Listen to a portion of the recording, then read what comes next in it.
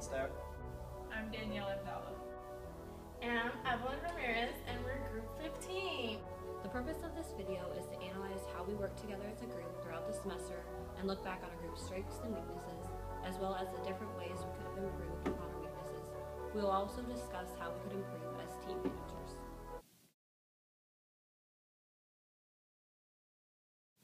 The first step in our group process is to get together the day the project is assigned and discuss the project, and then the manager will set a time where we can meet later in the week and talk further about it. How does Sunday work for you guys? Yeah, works for me. Works for me too. Alright, we'll meet Sunday. The second step we took as a group was to meet and brainstorm on our current project. We experienced 3 process gains that Professor Crawford talked about during lecture. Referring to the actual team production equation, we experienced information exchange, load balancing, and social facilitation. Hey Evelyn, did you know that according to Professor Crawford, the process gain of information exchange is the benefit of getting together, sharing ideas, and gaining different perspective on a topic? Hey Danielle, did you know that the process gain of load balancing is making everybody's job a little bit easier by spreading out the workload amongst different team members? Interesting. Hey Chelsea, did you know that social facilitation is when team members can learn from one another in an informal setting? During the second stage of our team process, when we were all getting together, discussing the project, and brainstorming, unfortunately, we also experienced a couple process losses. The first one was group maintenance, and we also experienced groupthink. Group maintenance is when it's difficult to schedule around everyone's busy lives. So how does Monday at 5 p.m. work for you, ladies? I work from 3:45 to 10:15, so I couldn't make it. What about you? I have class, so I couldn't come either. According to our textbook, groupthink is a barrier to good decision-making caused by pressure within group members to agree with each other.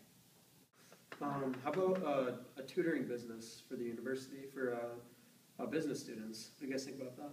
You know, John, that is a swell idea. What do you think, I Evelyn? really like it. You like I think it? it's great. I think Okay. we're gonna do it. Okay. Let's do it. Let's There's do no it. better idea. According to Professor Crawford, a way to avoid groupthink is for one person in the group to play devil's advocate and to suggest a contradictory idea. So for a business, what do you guys think about a tutoring business for TIPI students? I think it could work, but I feel like we're not including everybody that we could. And if we did a smoothie store, for example, we would have a wider customer base. Although we experienced groupthink, we attempted to reduce this process loss by practicing the nominal group technique by splitting up, thinking of ideas separately, and sharing our ideas with the group.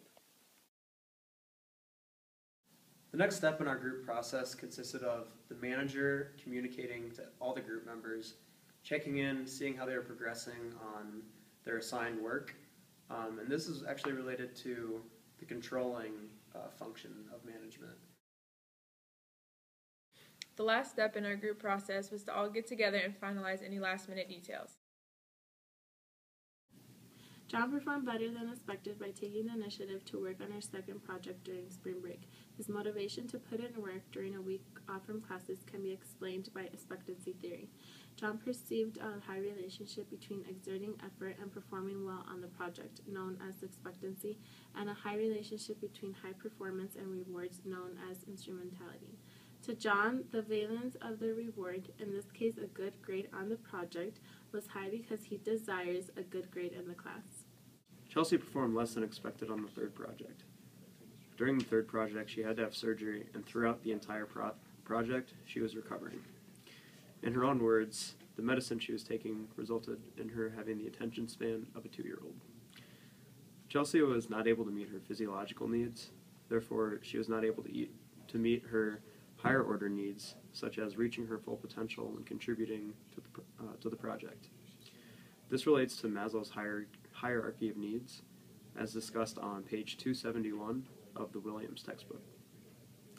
Maslow's hierarchy of needs arranges human needs into a hierarchy with lower needs, such as physiological needs, in this case, Chelsea's health condition, and higher order needs, such as self-actualization, which in this case would be contributing one's full potential to the project.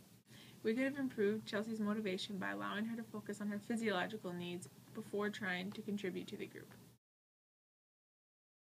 The less effective forms of communication used by our group include our initial use of Google Docs and email. During the first project, we relied heavily on Google Docs and no face-to-face meetings outside of class. It was difficult to stimulate valuable conversation and brainstorm ideas via Google Docs. As suggested by the Houston Chronicle, face-to-face communication may be inconvenient, time-consuming, and sometimes uncomfortable, but it conveys a sense of meaning that email and other forms of electronic communication cannot. Additionally, as discussed in lecture, nonverbal cues are just as important in communicating a message as the words that are exchanged. It is difficult to pick up on nonverbal cues through electronic communication. The most effective form of communication used by our group was setting up times and dates to meet in an informal setting to discuss about the project. When meeting face-to-face, group members are allowed to communicate a sense of depth and meaning. As discussed in lecture, meeting face-to-face allows the opportunity to provide positive feedback such as smiles, head nods, and eye contact, which builds up good interpersonal relations. This is something we started experiencing in group project number 2. At the beginning of the semester, we could have improved our communication by relying less on Google Docs and email and more on informal group meetings. As the team manager for the first project, John was ineffective because he was not able to set up a time for the group to meet outside of class. He was also under the impression that it was his job to take most of the responsibility for the project. As suggested by the stages in the transition of management figure on page 17 of our text, it is a common mistake for managers to initially believe that it is their role to take on a heavy workload and micromanage tasks. John could have improved his effectiveness as manager by delegating tasks more effectively and setting up times for the group to meet outside of class. The Forbes magazine article, Effective Managers Earn Trust Quickly by Doing 5 Things Well, emphasizes the importance of gaining the trust of your group members by building a rapport and being a strong communicator. By setting times to meet outside of class, John could have built this higher level of trust that seemed to lack when the team first met.